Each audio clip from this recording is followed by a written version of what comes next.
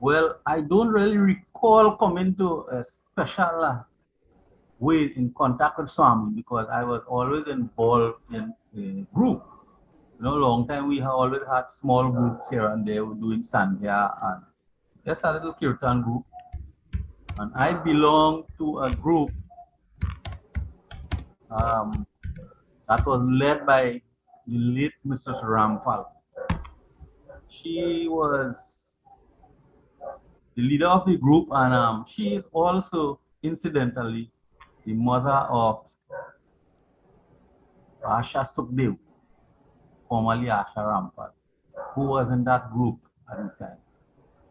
And little by little, we were introduced. Every week, we used to have satsang, but not Sai satsang. And we were introduced a few times with some of Baba's bhajan that only a few people knew, like Ganesha Sharanam, Sharanam Ganesha, so forth. And it was like until a few years, maybe 2 years after, this was to be maybe in 1975, 76, there were, we were introduced to Sai to public gathering. We used to have public satsang, more so in Pinal area, in the south. So little by little, we were introduced to this singing in our group. And then we heard about Marabella Sai Center. So we went to, we didn't have any vehicle at that time. I don't know how we really reached at Marabella and came back. I cannot remember, it was so long. But we used to go to Marabella just to learn the new Sai bhajans. And, it's a few years after, well, singing and remaining in the same group, somebody introduced me to Patiram Praise Sai Center, where I am still there after so long.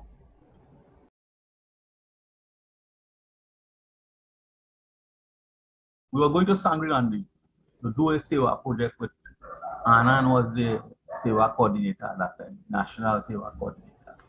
And we had some guys from North, Central, and South. So we were supposed to go there Saturday morning. But whole night Friday, rain, it was like storm, flood, all part of Trinidad. So in the morning, I decided to journey to Chaguanas to join the group, the other group. And this place was like overcast, like storm, rain, cloud was dark. So I talked to a few of the guys. I said, well, we are here already. We will go to the site in San Rigan. And we know, in our mind, we knew that we couldn't do anything else. So we journeyed to Sangri Gandhi, and the place was like overcast. The cloud was low, only waiting for rain to fall. But we waited till about 9, 10, rain wasn't falling.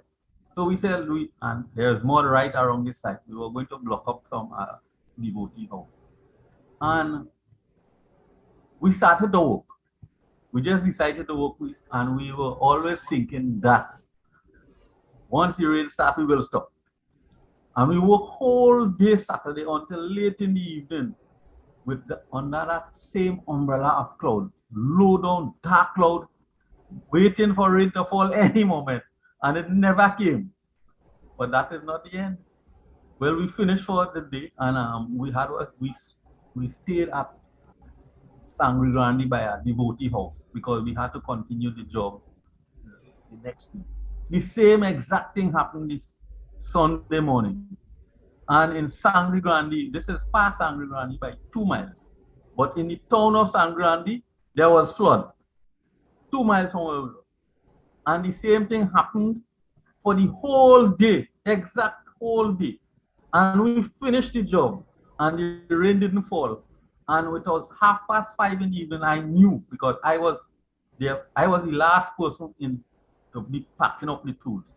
There was a vehicle in front of me, and that is 5:30. And I finished pack the last piece of tools and closed my trunk. The rain started to fall so hard. There was a vehicle in front of me, 50 feet, and I couldn't see the vehicle. He drove off and left me, and I was lost. I didn't know where I was going now because we couldn't see the road. The rain was falling so hard, and I passed the place where I had was to meet them. And somehow I found the place, turned back 1 or 2 times, looked for the place, and found them. And we waited for 2 hours, maybe around 7 o'clock. Then the rain stopped. And we decided to go back to check the site to see if everything was all right or the rain did wash out because it was more concrete work. And when we went back, we went with torchlight so forth, and the building was just as how we put it up. Everything was neat and properly well done. I could never forget that incident. And But Swami has stopped rain from programs and so on. So he knew I that. know that. So I know it was Swami.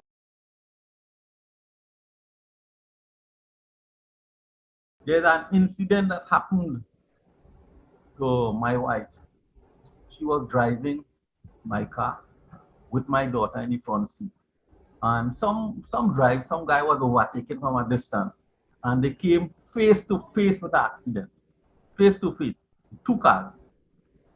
And I was called from home. Somebody called me and said there's an accident with my vehicle. So I was like in shock.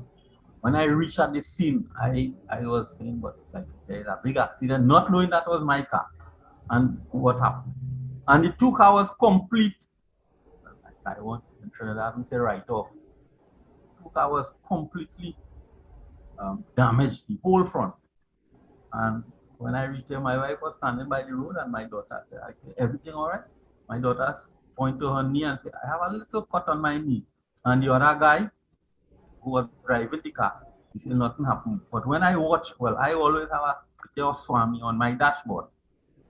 And when I watch the other guy car mash up, he has a picture on his dashboard of Swami too. I don't know this guy. But he's from Pinal, but I never knew it. And I said, thank you, Swami, because I knew Swami took the brunt of that blow. He crashed with himself, Swami, so he saved everything. If you see that car, you will not believe that the people who were driving that car came out alive. And my daughter got one little cut on her knee. Nothing happened. Oh, we're so grateful to Swami for saving so many lives continuously. Right, when something happened like that, how can you not believe in Swami?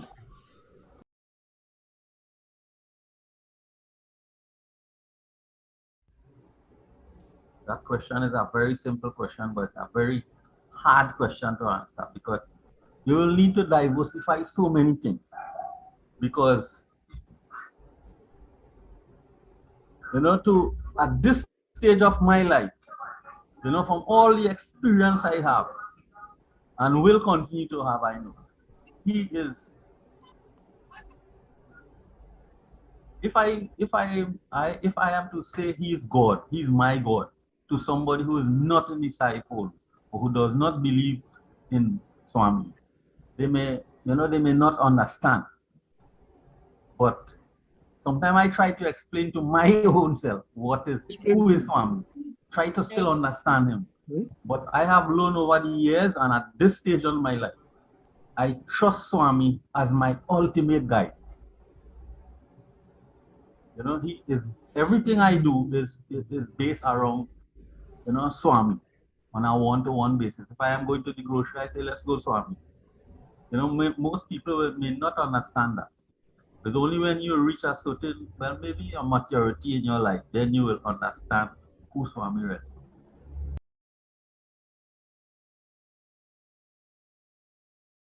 How this has impacted to on the side teacher is true mostly in our study circle.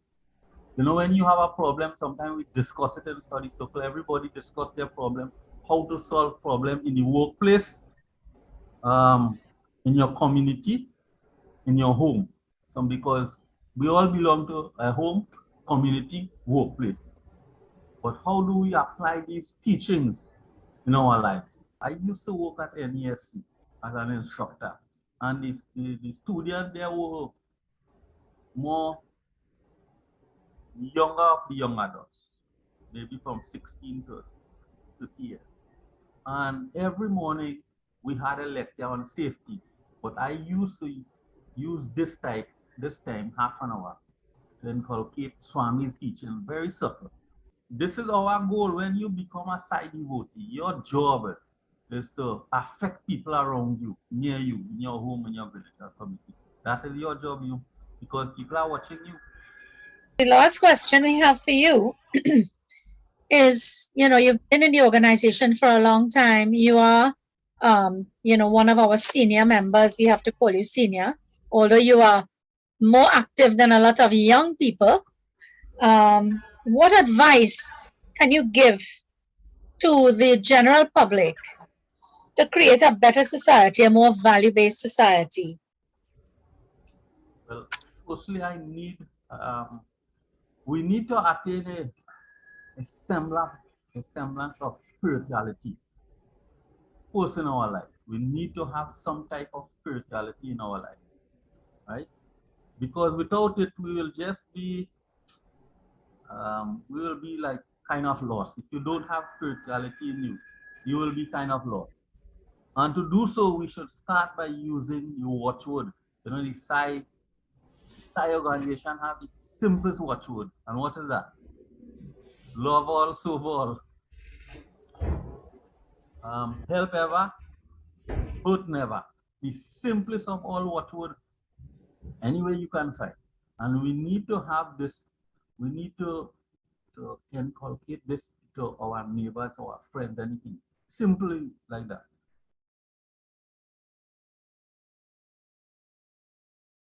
I was diagnosed with a slow heart rate, right, by a private doctor. So I was referred to a private hospital to do some other tests. And the diagnosis was that I have to have a pacemaker to regularize my heart rate.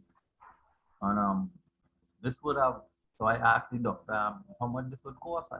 He said maybe near to 100,000, 70 to 100,000 dollars.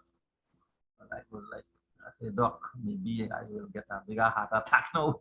I was talking to the doctor. I said, so I say, anyhow, I will get back to you. Let me see what will happen. So and he himself told me, I say, well, what about if I go to the hospital, government, the public hospital? Said, boy, this will take about 1 year, at least with COVID now, maybe longer. But anyhow, I asked him for a referral letter and I got it from him and dropped it into the San Fernando hospital. That was just about 1 week after on a Tuesday. In 2 weeks, I went back and the person who I met said, yes, we have your referral letter here and everything is in order. And I met a doctor in the hallway that same day. And he said, well, are you so and so? I said, yes. He said, are you ready to do this thing? No, I said, no, I didn't work with anything. I don't want this thing done at all. I say, well, like I was in shock, right? Just 2 weeks after. He said, all right, come Friday into the ward in the hospital. He said, they will call me. Again, I said, but how will they call me? When they tell you they're calling you in a hospital, you mean I thought if they say this week, it might be next year or next month. And lo and behold, the guy called me the Friday. I went up to the hospital. He said, well, come Monday. I didn't know what it was for. I thought it was maybe more consultation. He said, and I went Monday, admitted me to the ward. Tuesday, done the procedure, and Wednesday I was home. My wife didn't be, nobody didn't believe that. Because when I went into the hospital Monday, I called my wife and said, well, they admitted me and they said tomorrow they will. She was like, are you sure you know? Are you sure what you are saying? Yes, yes, tomorrow will be. And I was home Monday, Tuesday, they did the procedure. Wednesday, I am home normal. And I know, I don't, nobody have to tell me. I know Swami did all this work. Nobody else can do that. Swami will do every single thing. Everybody, up to now, people is like, I thought this thing takes 6 months, whatever. 2 weeks. So you see, some brother, Mhm. when you do God's work, He does your work for you. Well, Swami says, so you do my work without fear and favor. I will, and that is what I do. Right. Once you say, let's go, I am ready to go.